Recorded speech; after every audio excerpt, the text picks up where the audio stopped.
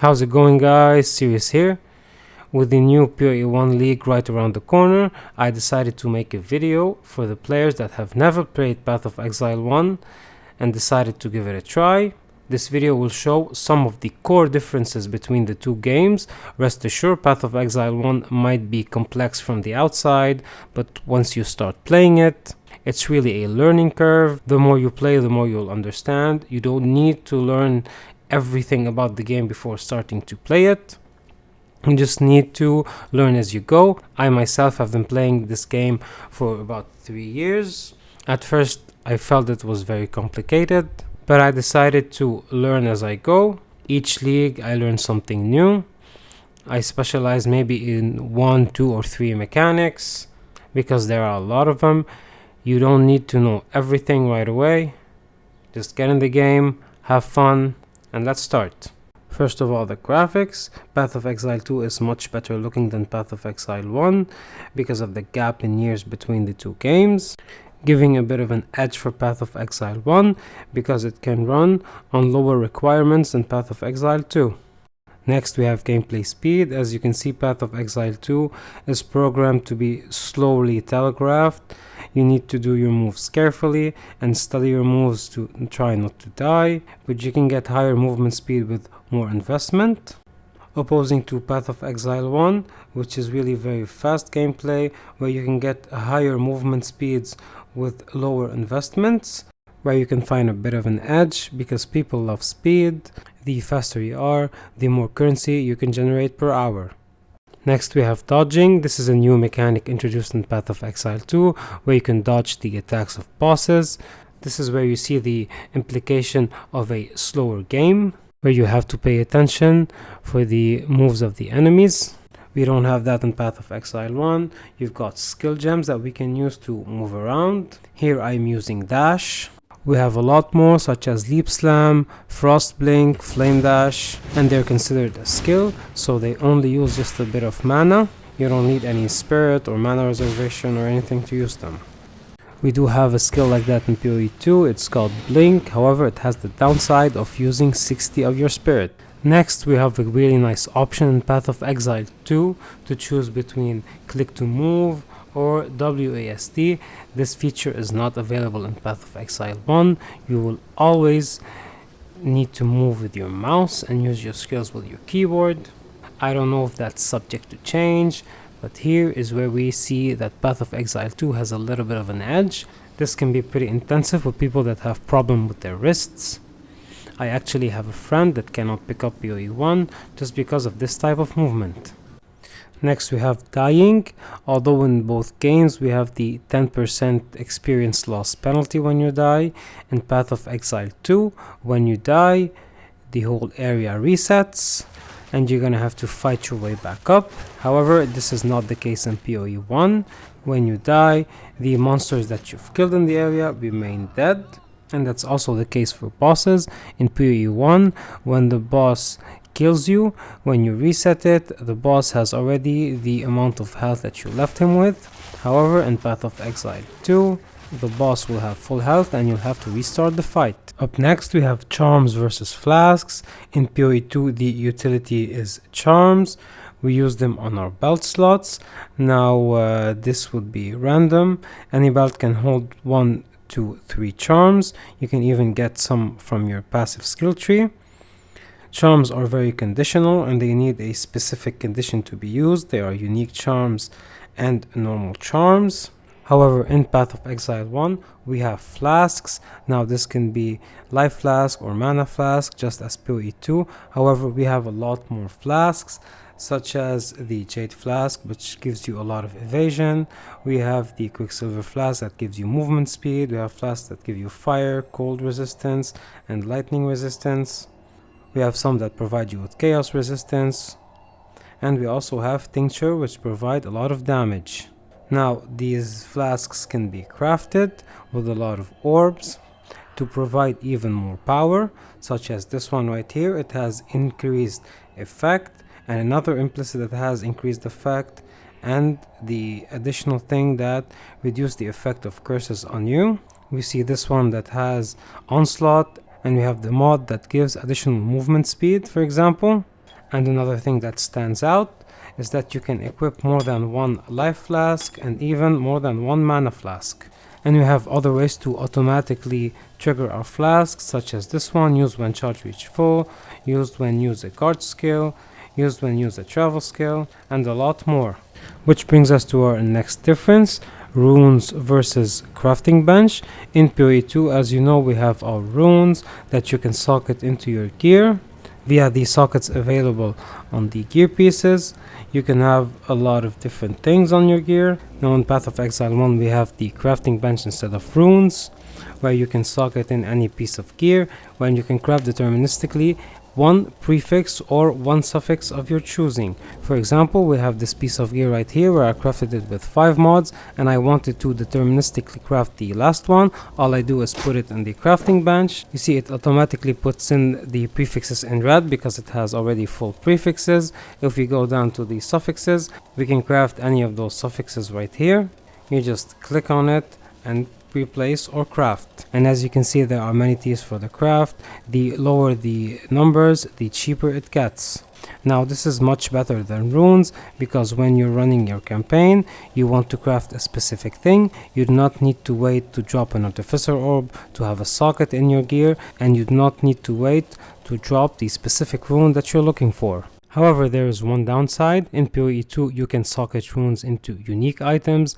In PoE 1 you cannot use the crafting bench on unique items. In Path of Exile 2, attributes are a little bit nerfed than Path of Exile 1. For example, strength only gives you life, dexterity gives you accuracy, and intelligence gives you mana.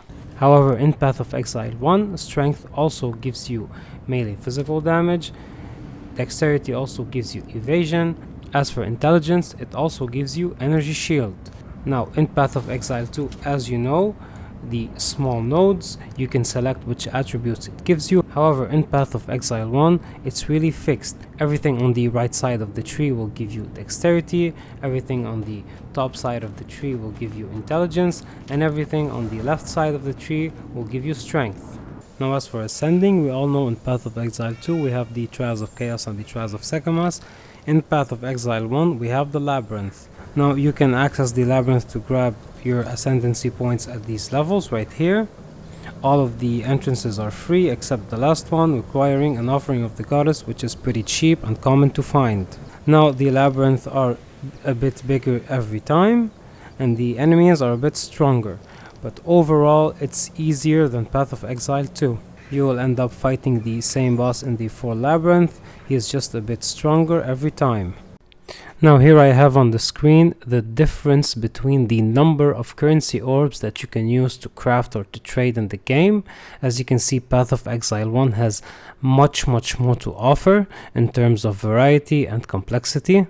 And we have also another section called exotic currency, which offer you more crafting options. For example, we have tainted currency to craft uncorrupted items. Next up we have skill gems, support gems, and spirit gems. In Path of Exile 2 you just right click on uncut skill gem, you choose the one that you want, you put quality to it, and you add sockets to it via the jeweler's orb. You put it on your bar and then you add your supports to it. However, in Path of Exile 1 it's totally different. As you progress through the campaign, you will unlock more gems in the vendors, eventually unlocking them all in Act 6, I presume. When you arrive at Lily, you just purchase items, and here we have all the skill gems and the support gems available in the game. You just purchase the one that you want, and then you'll be able to socket them in your gear. Yes, in Path of Exile 1, gems go into your gear. When a piece of gear drops, it will have a number of sockets. Usually the number of sockets on the piece of gear is pretty random. However, every one-handed item has a maximum of 3 sockets. The helmets, boots, and gloves can hold up to 4 sockets. Two-handed weapons and body armors can hold up to 6 sockets. You can also have unique rings that can have 1 socket in them. Now, as you have noticed, the gems have colors.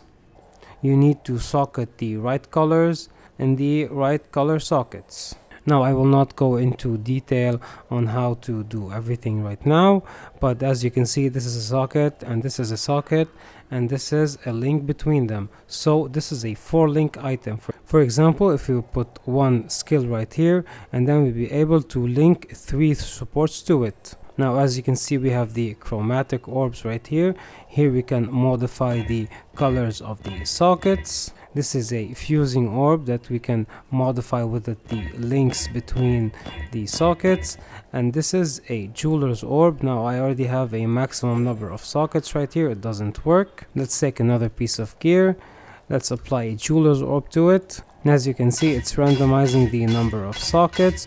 You can stop when you're satisfied. However, there are many ways to get maximum sockets on your gear, especially on a gear that have 6 sockets and you need to 6 link them.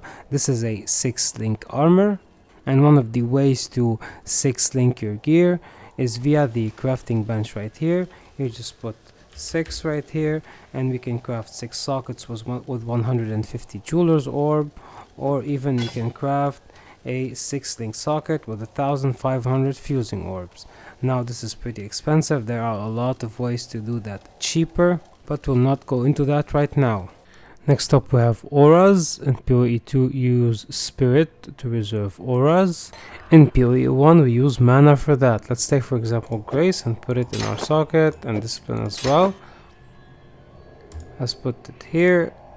Here we see the grace aura and discipline aura. We will activate them, and as you can see they reserve mana. And by investing into increased mana reservation efficiency, you can lessen the percentage of mana used by those skills. There are some nodes on the skill tree for that, and you can get this stat even on your gear.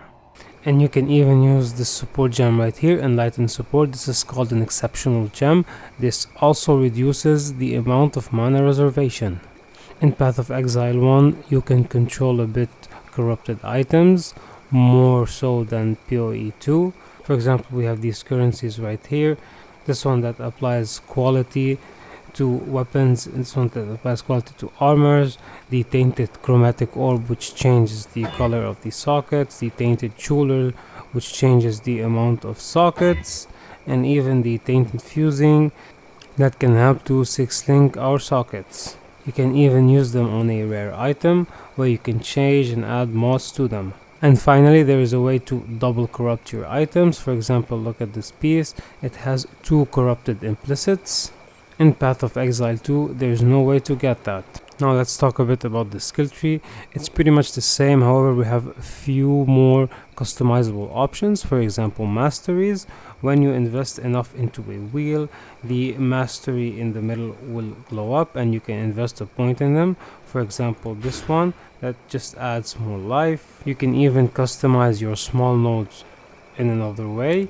Here we have tattoos. You can apply them to the attribute nodes. This is a red tattoo, so it applies to the strength nodes. For example, this gives us 5% increased fire damage. We'll apply it, and here we go. This node now gives us fire damage. However, if you do not want it anymore, you just use an orb of scouring and everything will go back to normal. Furthermore, in PoE 1 there are a lot of unique jewels and rare jewels that you can use on your tree. The distinct one being the cluster jewels. If you see this jewel socket right here, it's kind of different than the other ones. This is what a regular jewel socket looks like, and this is what we call a cluster jewel. We can socket one in right here, and as you can see, it gives us a few additional notables we can play with. Now let's talk about the endgame system. As you know, in PoE 2 we have the infinite atlas, where you can socket a waystone and run whatever you want, and this is infinite, it does not end. However, in Path of Exile 1 it's totally different. Here we see our atlas in Path of Exile 1, which is consisted of specific maps. Each time you complete a map, you will get a point to invest in your tree. We'll talk about the tree later on. However, here you can see all the maps. Each map is distinct and they shuffle them and they change them on every league. For example, Crimson Township might not be here for the new league update. However, the thing that's very good in PoE 1, there is these slots right here. You can unlock them as you complete and kill bosses. They're called favorite map slots. You just click on one of them and socket the map that you want. You can even socket the same map in all of the slots for a higher chance for this map to drop, so you can run it infinite times. And by investing on your atlas on a special keystone, you can make sure that all the maps that you drop are the same favorite map. This is very nice because you can run the same layout as many times as you want. And as you can see, we have 16 tiers of map, with the 17th being added very recently. Those are a special kind of strong maps. They drop more loot, but they are very hard. And here we have the unique maps as well. There are a lot of them. And finally, we have the maps that you run when you want to do some bossing. At the end of every one of those maps, there is a special boss and unique boss that drops a special fragment that allows you access to something else. Which brings me to my next point. Every single distinct map in the game has a unique boss that's different from these bosses right here. And we also have more bosses, and those are called pinnacle bosses. You can access them by collecting the fragments when you kill certain map sets. And each of the pinnacle bosses have an uber version where you can access them by killing tier 17 map bosses. They will drop the fragments which allow you access to the new fights. Now let's talk about the endgame atlas. As you can see, the PoE 2 atlas tree is kind of small compared to the one I'm going to show you right now. And it's not only just smaller than the one in PoE 1, the mechanics are detached from the core tree, which in my opinion doesn't make a lot of sense. Now this is what I call an endgame atlas tree right here. We earn up to 132 points and you are free to invest them whichever way you like. And we even have presets that we can determine if you want to change your farming style. Here we go. This one I have set up for something else, and this one I have set it up for something else as well. Which brings us to our next point, which being the mechanics you can invest in your endgame. In PoE 2 we only have a couple, such as Breach, Expedition, Ritual, Delirium, Strong Boxes. In PoE 1 we have all of those listed, and we have more, such as Harvest, Legion, Blight, Harbingers, Heist, Beast Hunting, Incursions, and much more. Now let's talk about endgame juicing. In PoE 2 there are only a few ways to choose your maps, such as distilled emotions. However, in PoE 1 there are many ways. Look at this map, for example. This already has a delirium orb applied to it. This would be the distilled emotions from PoE 2. However, there are the more important things, which being the scarabs. Each mechanic has its own scarabs and scarab tiers. Let's say, for example, strong boxes. This scarab right here will add 5 strong boxes to our map, and you can use up to 3 of them at the same time. How about this one that makes all the monsters in the map be encased in strong boxes? Another example being the breach scarabs. This one has a limit to 5. You can use 5 of them at once in the map, and each one will add 2 additional breaches to your maps. This one will make that your breaches have a breach lord inside them. A breach lord is a boss. This one will make you drop more breach splinters. There are a lot of scarab that influence your way to play the game, and here's how you use them. When you enter your map device, you just put your map, and you can add the scarabs on whichever way you want. And you can even juice this further by adding a crafting option on your map. For example, ambush will add more strong boxes to your maps. So PoE 1 will offer a lot of juicing possibilities to make a lot of maps being very rewarding. Now let's talk a bit about the inflation. In Path of Exile 2, the Dawn of the Hunt patch has been running for about, I think, 2 months and a half. Look at the Divine to Exalt ratio. This is totally unacceptable. However, in PoE 1, where the Settlers of Kalgur League has been running for about a year, look at the Divine to Chaos ratio. It's still very acceptable. In PoE 1 we use Chaos Orbs instead of Exalted Orbs. Exalted Orbs are worth a lot more because they are very rare. However, we do not have a lot of inflation because of a divine sync system, where you actually use your divines more than just to better the stats on your gear. For example, here are some crafts that actually use divine orbs on the crafting bench. This is used to craft high-end gear.